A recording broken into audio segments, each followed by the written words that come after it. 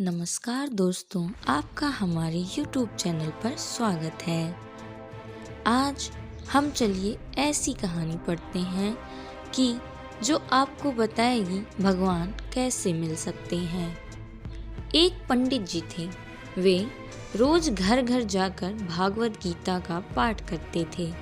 एक दिन उन्हें एक चोर ने पकड़ लिया और कहा, तेरे पास जो कुछ भी है मुझे दे दो। तब पंडित जी बोले कि बेटा, मेरे पास कुछ भी नहीं है। तुम एक काम करना, मैं यहीं पड़ोस के घर में जाकर भागवत गीता का पाठ करता हूँ। वो यजमान बहुत दानी लोग हैं।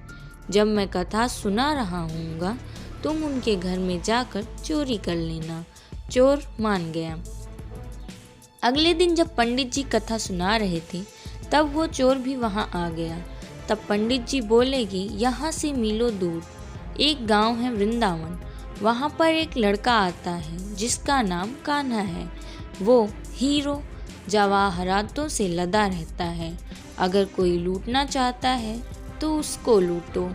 वो रोज रात को उस पीपल के पेड़ के नीचे आता है जिसके आसपास बहुत सी झाड़ियाँ हैं।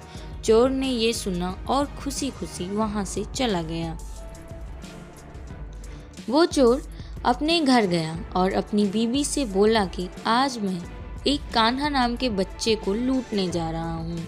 मुझे रास्ते में खाने के लिए कुछ बांध कर दे दो। पत्नी ने कुछ सत्तू उसको दे दिया और कहा कि बस यही है जो कुछ भी है। चोर वहाँ से ये संकल्प लेकर चला कि अब तो मैं उस कान्हा को लूट कर ही आऊँगा। वो पैदल ही पैदल टूटे चप्पल में ही वहाँ से चल पड़ा। रास्ते में कान्हा का नाम लेते हुए वो अगले दिन शाम को वहाँ पहुँचा जो जगह उसे पंडित जी ने बताई थी। अब वहाँ पहुँचकर उसने सोचा कि अगर मैं यहीं सामने खड़ा हो गया तो बच्चा मुझे देखकर भाग जाएगा, तो मेरा यहाँ आना बेकार हो जाएगा। इसीलिए उसने सोचा क्यों न पास वाली झाड़ियों में ही छुप जाऊं। वो जैसे ही झाड़ियों में घुसा, झाड़ियों के कांटे उसे चुभने लगे। उस समय उसके मुंह से एक ही आवाज आई, कान्हा कान्हा।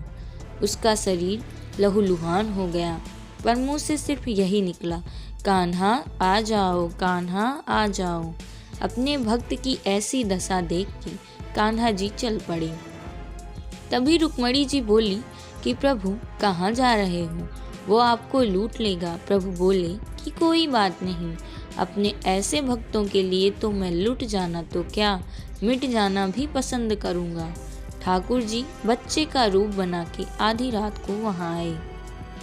वो जैसे ही पेड़ के पास पहुँचे, चोर एकदम से बाहर आ गया और उन्हें पकड़कर बोला, ओ कान्हा, तूने मुझे बहुत दुखी किया है।